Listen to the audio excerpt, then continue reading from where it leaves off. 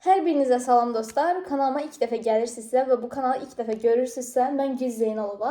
Artıq 2 ildən uzun bir müddətdir ki, siz abituriyentlərin, tələbələrin yararlanması üçün bir-birindən fərqli mövzularda təhsil, motivasiya, inkişaf və sair mövzularda videolar çəkirəm. Bugünkü videomuzun mövzusu da başlıqdan gördüyünüz kimi İkinci şans imtahanına bir həftə qalmış nələr etməliyəm, nə etməliyəm, stressdən necə uzaq durmalıyam bu haqqdadır. Bu arada həmin kanala qoşulmaq üçün də aşağıda qeyd etdiyim açıqlama hissəsində və şərhlərdə qeyd etdiyim link vasitəsilə daxil ola bilərsiniz. Sizə bir şey demək istəyirəm ki, mənim sadiq izləyicilərim və məni əvvəldən tanıyanlar artıq buranı bilir, bura haradır. Mən rayondayam və bura mənim 11-ci sinif imtahanına hazırlaşdığım vaxtlar istifadə etdiyim bir yerdir, bir hissədir. Burada oturanda həmişə yadıma 11-ci sinif dönəmləri, 11-ci sinifdə imtahana hazırlaşdığım ərəfələr gəlir yadıma və əlbəttə ki, insanlar hər zaman yaşadığı hisslərin, yaşamaq istədiklərinin mənim fikrimcə qurbanıdır. Yəni həm yaxşı cəhətdən, həm pis cəhətdən. Ona görə də mən burada oturanda yadıma çox şeylərdir. Sizə də bir tövsiyəm olar ki, olduğunuz məkanı, olduğunuz yeri unutmayasınız. Çünki məsələn bu hissə mənə pis xatirələr yadıma saldığı kimi yaxşı xatirələr də yadıma salır. Yəni burada çox vaxtım keçib mənim həqiqətən günümün yarısından çox, hətta bu masa ətrafında keçib. Normalda burada test kitabları olardı. Bu arada bu mənim 11-ci sinif 9-10-11-ci sinifdə işlətdiyim telefon olubdu. Uşaqlar Samsung A11 olub. Hazırda kamerası falan işləmir bu arada. Və mən videoları qardaşımın telefonundan çəkib bu telefona yollayıb buradan YouTube'a yolluyordum. Hazırda işlətdiyim telefon markası yəni bu telefondan qat-qat daha bahalıdır. Söhbət ona ki, yəni bu telefona baxanda da mənim yadıma həddindən artıq şeylər düşür. Və normalda burada olurdu mənim abituriyent vaxtı hazırlaşdığım test kitabları. Əvvəlki videolara baxsanız görərsiniz, əksəriyyətini gizliyə atmışam. Çünki kamera keyfiyyəti yaxşı olmadığına görə, həm də ki bəyənmədiyimə görə. Çünki videoların çoxunu axşamlar çəkirdim. Qısası hazırda burada mənim istifadə elədiyim, aldığım, özümün oxuduğum kitablar var. Burada da hazırlıq keçdiyim kitablar var. Normalda bu kitablarla mən imtahana hazırlaşırdım. İndi isə tələbələrimi hazırlaşdırıram imtahana.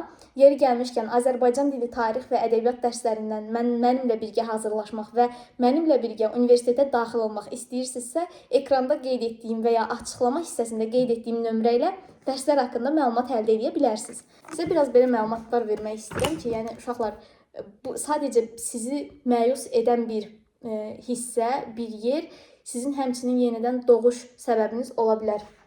Həmçinin burada göstərmək istəyirəm sizə kurs kitabları, universitet ərəfəsində istifadə etdiyim kurs kitabları, hazırlaşdığım kitablar. Bunları da gətirmişəm ki, dil bazasını daha da inkişaf etdirim özümdə. Rayonda olduğum müddətdə sizlər üçün də dili necə inkişaf etdirmək olar, hansı üsullardan, hansı kitablardan istifadə edirəm. Bu haqda sizə məlumat vermək istəyirəm. Yeri gəlmişkən məndə ingilis dili və alman dili var. Yəni bu iki dili bilirəm. Bu haqda videolar çəkmək istəyirəm. Böyük ehtimalla fərqi görürsünüz. Normalda bu masada kompüter olmazdı, amma mənim artıq bu masada kompüterim var. Məsələn, mənim başqa bir 11-ci sinifdə olmayan şeylərim artıq bu masada tələbə vaxtı var. Onu demək istəyirəm ki, sizin böyük ehtimalla 16-17 yaşda əldə etməyəcəyiniz bir şeylər 18-19 yaşda sizin səyiniz nəticəsində əldə oluna bilər. Yeri gəlmişkən mən ikinci kursu bitirdim. Artıq ikinci kursu çox yaxşı nailiyyətlərlə bitirmiş sayılıram. Çünki kəsirim olmadı, qiymətlərim yüksək səviyyədə oldu. Dərslərimə yaxşı adaptasiya oldum birinci kursa nisbətən. Çünki birinci kursda insanın beynində çox şeylər olur. Yəni yenə deyirəm, yaşanmışlar, yaşanacağı ümid edilənlər və nəticəsiz qalanlar, bunların hər biri insanı əlbəttə ki pis bir vəziyyətə salır, pis hala salır.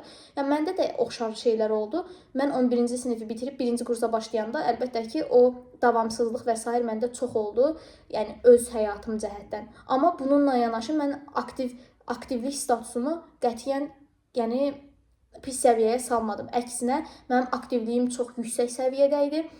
Və bu arada sizlərə bir neçə şey də göstərmək istəyirəm ki, əziz birinci kurslar, birinci kursa namizəd olanlar, bu video sadəcə sizin ikinci şans imtahanında nə edeyim, necə edim sualınızın cavabı deyil. Bu video həmçinin ikinci şansa bir vaxtlar hazırlaşıb və indi hazırda sizin qarşınızda üçüncü kursa keçən bir tələbənin təcrübələrindən əsaslanır. Sizi əsas məqsədim motivasiya etməkdir ki, yəni bunlar olacaq əgər siz çalışsanız.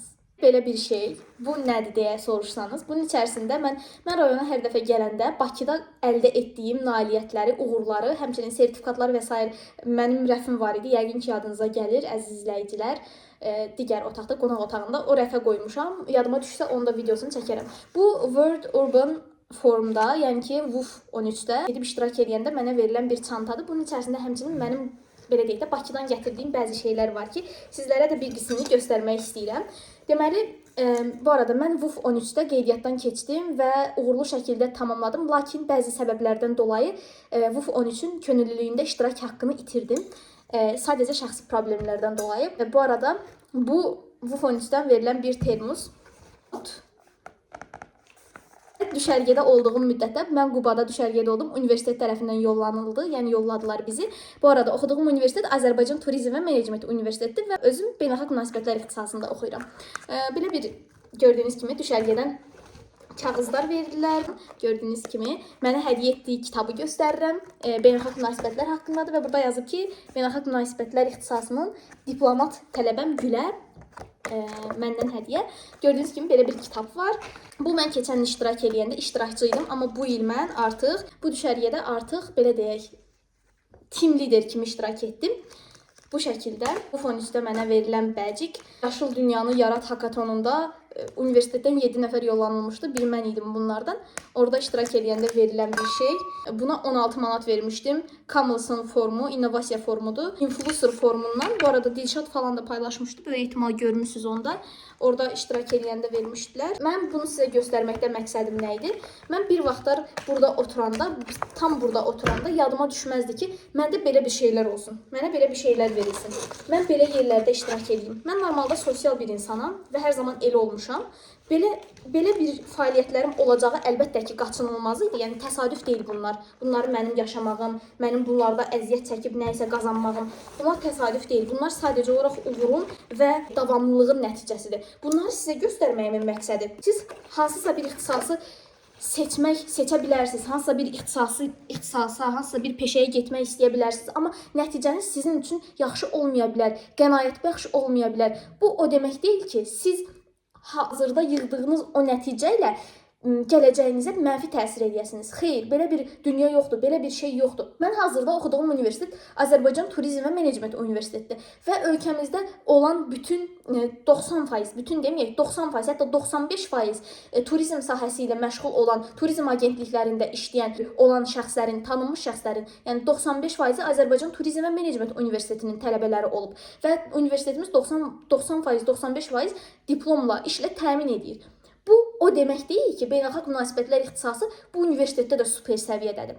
Məsələ bundan ibarətdir ki, siz düşdüyünüz universiteti öz biliyinizlə və yaxud da ki, öz aktivliyinizlə qazanasınız. Yəni sırf hər şey bundan ibarətdir. Yoxsa düşdüyünüz, oxuduğunuz universitetin o qədər də bir fərqi yoxdur. Fərqi var. Əlbəttə ki, müəyyən yerlərdə fərqi var. Sizin hədəfləriniz var idi, sizin və yaxud da düşmək istədiyiniz universitet var idi. Bu məndə də var idi. Mənim xəyalım var idi, mənim hədəfim var idi, mənim olmaq istədiyim, arzusunda olduğum universitet var idi. Yoldaşlar, bu var idi məndə. Mən özümdən neçə 100 ballar gözləyən tələbə idim. Getdim məsələn 400 bal topladım. Bu demək deyil ki, mən savadsızam. Bu demək deyil ki, mən həyatımın heç bir sahəsində, bir yerində bir mövqeyə gələ bilmədim. Xeyr, hətta daha yüksək bal toplayıb mükəmməl universitetlərdə oxuyan tələbələrdən aktivliyim, sosiallığım sayəsində daha da öndəyəm. Yəni mən bu gün bunu deyə bilirəm. Özünün vaxtını ayırmağın bir nəticəsidir. Bunu sən də edə bilərsən, başqası da edə bilər. Eləmirsinizsə, bu mənim problemim deyil və yaxud da ki, sənin problemin deyil. Bu tamamilə özünüzdən asılı olan, sizi maraqlandıran bir şeydir. Mənim bu videonu yenə deyirəm, çəkməkdə məqsədim ikinci şans blok imtahanına filan sual düşəcək demək deyil. Bu haqda canlı aças. Sadəcə olaraq sizə bugün nələr yaşamışam, nələr baş verib bunu başa salmaq idi ki, yoldaşlar, görünən, görünmüş, görünməkdə olan şeylər fərqlidir. Siz bunları pis, səhv, yanlış mənimsəməyəsiniz. Və yaxud da ki, bu günlərdə çox influencerlar, çox blogerlər çıxıb. Mənim məqsədim söz atmaq deyil, sadəcə reallıqları canlandırmaqdır. Yəni, əsassız şeylər deyirlər. Biri 650 bal toplayıb, 700 bal toplayıb, çıxıb yalandan deyir, mən telefon istifadə eləməmişəm. Çıxıb yalandan deyir, mən repetitor yanına getməmişəm. Yalandan deyir ki, mən bir şey etməmişəm. Başa düşmədim. Yönləndirmə vermədən, mən hər zaman bunun əleyhinə olmuşam. Yönləndirmə vermədən sən necə o balı toplaya bilərsən? Biz hamımız bilirik ki, sinif dərslikləri vasitəsilə kənardan bir test olmadan biz gedib yüksək nəticə toplaya bilmərik. Yəni ya da ki, göydən bizə savad enmir. Göydən bizə bilik enmir. Hər şey oxumağın, yönləndirmə verməyin nəticəsində yaranır. Ona görə də əsassız, arxasında bir sübutu, dayanacağı bir şey olmayan məlumatlara inanmayın, xəbər saytlarına inanmayın.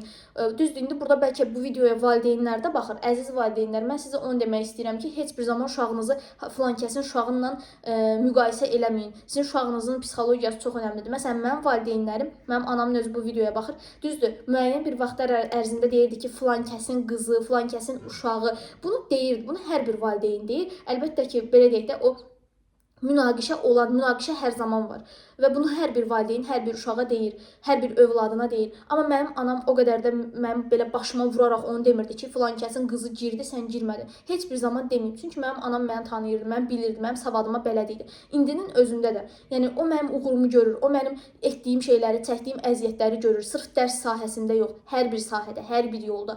Yəni o artıq mənə demir ki, filankəsin övladı belə şeylədi, sən eləyə bilmədin. O bilir ki, mən həddindən artıq dərəcədə daha yaxşı yerlərə gələ bilərəm. İstədiyim qədər çalışıb, 1-ə 5 çalışıb istədiyim nəticəni qat-qat yüksəyini əldə edə bilərəm.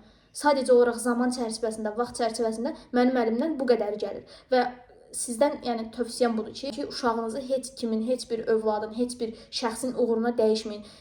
Bu kitabın görünən üzləri var. Görünən üzü belədir, qəşəng görsənə bilər, nə bilim maraqlı şəkli var. Amma bu kitabın içərisindəkini siz oxumursunuz, övladınız oxuyur. İmtahanı siz vermirsiniz, övladınız verir. Bu qədər məlumatı yadda saxlamaq asan bir şey kimi görünsə də asan deyil. Həyat bundan kitabın görünən üzündən ibarət deyil. Həyat bundan ibarətdir. Reallıq budur. İmtahana bu düşmür ki, dərsin, fənnin adı nə idi? Ümumi tarix. Ona görə də reallıqdan qaçmayın.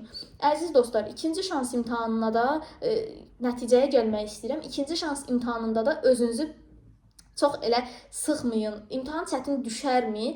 Çətinlikdən getmir söhbət. Birinci imtahana gedən tələbələr bilir ki, ikinci şans imtahanı və birinci arasında o qədər də belə deyək də uçurumlar olmur. Çünki birinci şansda olan baza ikinci şansda da həmçinin eyni səviyyədə olur və imtahan sualları asan, orta, çətin olmaqla bölünür. Yəni qeyri-adilik yoxdur. Xahiş edirəm bunu beyninizdə çox da elə canlandırmayın. İmtahan çətin düşər, imtahan zor suallar düşər. Belə bir şey yoxdur. Çətin də düşür, orta da düşür, asan da düşür. Sadəcə olaraq sizdən buradan tələb olunan nədir? Məsələn, bir tələbə, bu reallıqdır bu arada, xətrinizə dəysə də üzülməyin. Bir tələbə gedir birinci imtahanda 100 bal toplayır. Mənə yazır ki, ikinci şansda 350 bal eləyə bilərəm. Xeyr, eləyənməzsən. Sənin bazan buna qədərdirsə, bu qədərdirsə, sən oxuyub bu qədər eləyə bilməzsən. Bir aylıq bir müddətdə. Demirəm ki, bacara bilməsən. Amma reallıq budur, yoldaşlar. Arada son zəngi oldu, filan şey oldu, filan kəsin yığıncaq oldu. 100 bal toplayıb yığıncaq eləyirlər. Mahnı çalıb oxuyurlar, tort kəsirlər. Nə olub? Neçə bal toplayıb ki, bu qədər çox əylənir, şənlənirsiniz? Əylənmək olar, yenə deyirəm. Bunlar bu arada mənim öz şəxsi fikirlərimdir. Məndən razı olmayanlar, fikrimə belə deyək, əks mövqe bildirənlər ola bilər. Hörmət çərçivəsində aşağıda yorumlarda yorumlarda fikrinizi bildirə bilərsiniz. Artıq bir söz olmadan. Çünki mən linçlərə qarşıyam. Sevmirəm. Hə, yoldaşlar. İndi məsələ bundan ibarətdir ki, qısa kəsirəm, 17 dəqiqədir boş danışıram dayanmadan. Məsələ bundan ibarətdir ki, əziz yoldaşlar, siz reallığa əsaslanmalısınız. 5 bal toplayıb, bir ay içərisində heç normal hazırlaşdığınız gün müddəti 10 gün deyil. 5 baldan 150 bala qaldırmaq şansınız sıfırdır. Ona görə də reallıqla danışın. Məsələn, bir tələbə tutaq ki, normal oxuyur, 285 bal toplayıbdır. Amma bu uşaq yaxşı oxuduğunun fərqindədir. Bu uşaq yaxşı oxuduğunu bilir. Və bilir ki, orada biraz boşluqlar qalmışdı. Atropatena Albaniyanı, ümumi tarixdən ərəbləri, Fransanı yaxşı oxumamışdı. Əgər onları oxusaydı, böyük ehtimalla yaza bilərdi və ya çatdırmadığı 5 mövzu var idi. Bu insan bu bir ay ərzində bunu toplayıb balını 350 bal eləyə bilər. Bu real nəticədir. Daha sən 10 bal toplayıb balını 300 bal eləmək xəyalı sadəcə olaraq mifdən ibarətdir. Mif nədir? Olmayan bir şey. Beyninizdə qurduğunuz bir şey. Ona görə də siz çalışın ki, reallıqdan qaçmayasınız. Siz çalışın ki, real nəticə nədir, onu nəzərə alasınız. Yeri gəlmişkən, bu videonun canlı yayım hissəsi ayın 4-ü, 3-ü 4-ü olacaq. Mən indi hazırlayım buraları, canlı yayıma necə hazırlaşmaq lazımdır, telefonu falan düzəldim. Sizlərə imtahana hansı suallar düşə bilər və əsasən tarixdən sual-cavab etdiyim bir canlı yayım açmaq istəyirəm. Diqqətlə izləyin kanalı. WhatsApp kanalında da bildirəsiyəm. Kanala abunə olun, like atın. Çünki hazırda yeri gəlmişkən bir şey qeyd eləmədim. Mən bu videoları çəkəndə kanalımda 700-800 adam var idi. Evdə çəkəndə bu arada. 11-ci sinif olan vaxtı və hər gün 100 nəfər falan böyüyürdü. Hazırda kanalımız 7400 nəfərdən ibarət bir ailədir. Hər birinizə dərin təşəkkürümü bildirirəm. Bu yolda mənə inanıb, mənə güvənib, mənim üzümü görməsəniz belə yanımda olduğunuz üçün həqiqətən hər birinizə dərin təşəkkürümü bildirirəm. Yaxşı ki varsınız, yaxşı ki mənim bu işlərimdə, bu günlərimdə uğura irəlilədiyim bu yolda yanımdasınız və mənə dəstək olursunuz. Və bu dəstəyinizi, bu ümidlərinizi boşa çıxarmayacağıma mən də sizlər üçün söz verirəm və qarşıdakı günlərdə daha yaxşı, daha maraqlı, əyləncəli videolar çəkəcəyimə də sizlərə inandırıram. Hansı ki, gələcək qarşıdakı mövzumuz beynəlxalq münasibətlər ixtisası haqqındadır. Bu ixtisası hansı universitetdə seçim, nə lazımdır bu ixtisas üçün, bu ixtisasın gələcəyi nədir? Bu haqda YouTube-da video yox idi. Bu videonun ilkini mən üstlənirəm. Kanalı izləmədə qalın. Bura qədər izlədinizsə, yorumlarda bildirin görün. Bura qədər həqiqətən izləyən var, sadiq izləyicim var. Nərgiz izləyib dəqiq əminəm. Hələlik özünüzə yaxşı baxın. Bye.